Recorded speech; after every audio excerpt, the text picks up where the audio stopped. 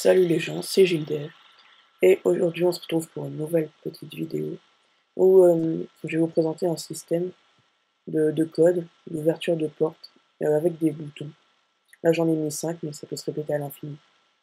Donc j'ai pas trouvé l'idée, c'est Random Mac5, cherchez sur YouTube, il a une chaîne et tout, Random Mac5, et bah d'ailleurs, je vous mettrai le lien de sa chaîne en description. Et donc il a trouvé ce système, donc je vous le traduis un peu, que je sais pas, ça fait longtemps que j'ai regardé la vidéo.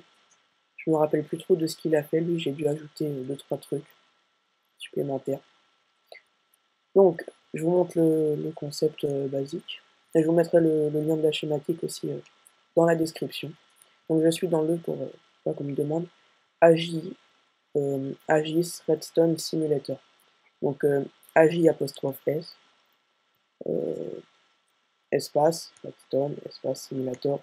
Vous cherchez sur Google, vous devriez trouver, donc c'est un simulateur de Redstone. C'est très pratique et très intuitif. Donc, le principe, donc je vous montre. Hein. Donc là, j'ai réduit la schématique au minimum, donc ça devient noir quand je sors. Donc comme code, on peut mettre n'importe quel code, bien sûr. Donc par contre, ça marche pas dans l'ordre. Par exemple, vous ne pouvez pas taper 4, 3, 2, et puis 2, 3, 4, ça marchera pas. C'est obligé de certains nombres seulement, enfin certains chiffres seulement. C'est pas dans l'ordre. C'est un peu comme un code à levier, quoi. Donc, j'ai appuyé sur le 1. Oui, j'ai appuyé sur le 1. Donc j'ai 1, je peux appuyer, de toute façon, ça fait rien. 1, 3, 4. J'appuie sur le bouton vert. Oups, désolé, j'ai pas appuyé en fait sur ce bouton. Je croyais, mais il y a un petit bug. Le bouton, d'accord, mais maintenant, c'est bon? D'accord. Donc j'appuie sur le bouton vert, ça m'ouvre la porte, elle reste ouverte. Je rentre chez moi, et j'ai un petit bouton sur le mur. Je pas mis de laine derrière, on voit pas très bien. Et ça ferme la porte, et je m'en vais chez moi. Voilà. Donc le système est assez grand quand même, hein. Il faut cette place-là. Enfin, du moins, ça doit pouvoir se compacter, mais moi j'ai trouvé que cette place-là. Donc là, ça fait 19 cases sur 11 cases, sans compter les boutons à l'extérieur. Donc 19 cases de long et 11 cases de large. Donc, il faut bien que je vous montre si c'est pas le bon code. Je vais peut-être montrer, je sais plus. Voilà, j'appuie par là par exemple, j'appuie sur le bouton vert. La porte ne s'ouvre pas et ça se reset. Donc, le principe. Alors, premièrement, bah, on a des portes RS latch. Donc là, ça, oui. Ça, oui, c'est une porte RS latch. Oui. Alors ça, c'est franchement génial. Des portes RS latch, mais toutes petites, verticales. Ça prend une case. C'est vraiment super pratique. C'est pas très connu, enfin pas forcément très connu. La plus connue, c'est celle qui est là en dessous, celle qui est en carré comme ça, une porte mémoire. Mais celle-là, franchement, pour ce système en tout cas, c'est vraiment super pratique. Ça fait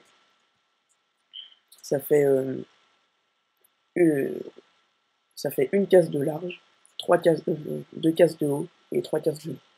1, 2, 3, facile. Et même ça fait 2 par 2 par 1.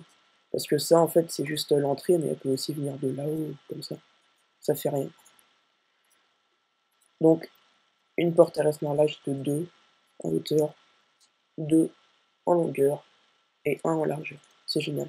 Donc le principe, en fait, on envoie du courant ici. Il arrive là, il éteint la torche. Donc il éteint aussi ce signal, enfin ce poudre de redstone, qui est juste en face d'un bloc avec une torche. En fait, ça fait un peu une boucle. Donc quand j'appuie dessus, tac, ça va éteindre cette torche, éteindre le signal. Cette torche-là va pouvoir s'allumer. Et elle n'était pas allumée avant, vu que la poudre était allumée. Donc, enfin, voilà, ça marche comme un inverseur. Donc ça est éteint, ça s'éteint. Celle-là s'allume. Elle allume le circuit au-dessus qui éteint celle-là. Bah, en gros, ça fait une boucle, ça fait une portée Rasner latch. Là, ça reste comme ça.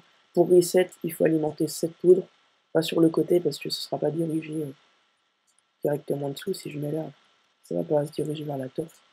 Donc, soit en face. Voilà, donc là, ça c'est reset. Et si je rappuie, ça éteint cette torche, qui éteint ça, qui allume ça, et qui allume ça. C'est un peu compliqué à expliquer, mais vous testerez, sinon vous faites ce design-là, comme ça, là, ce truc. Et vous verrez, franchement, ça facilite la vie un max. C'est vraiment super.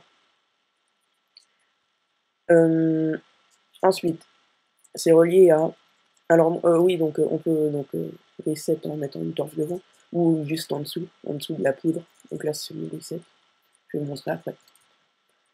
Ensuite, là, il y a des répéteurs. Donc les répéteurs, c'est les boutons que je vais appuyer, qui vont faire la combinaison. Donc en fait, vous allez voir. Et donc là, il y a des inverseurs pour que si on appuie dessus, ça marche pas. J'allume celui-là, celui-là et celui-là. Toutes les torches sont éteintes. Ça m'éteint le signal. Ça va à un inverseur et ça remplit la condition de la porte end. Et ben la deuxième condition, c'est tout simplement le bouton. Bouton qui est relié avec une diode, sinon ça l'active en même temps. Enfin, ça fera un truc bizarre, s'il y a des mecs qui arrivent à trouver votre code sans faire exprès, enfin, tout ça. Ah oui, mais le reset, en fait, on en a même pas besoin parce que le bouton vert aussi reset, une fois qu'on a appuyé. Donc une diode pour pas que ça active la porte N, et puis alors ça descend, ça, le bouton reset, et voilà. Ça descend, c'est inversé, des torches juste en dessous des poudres, les portes Resnor Latch, qui permettent de reset le système, en fait.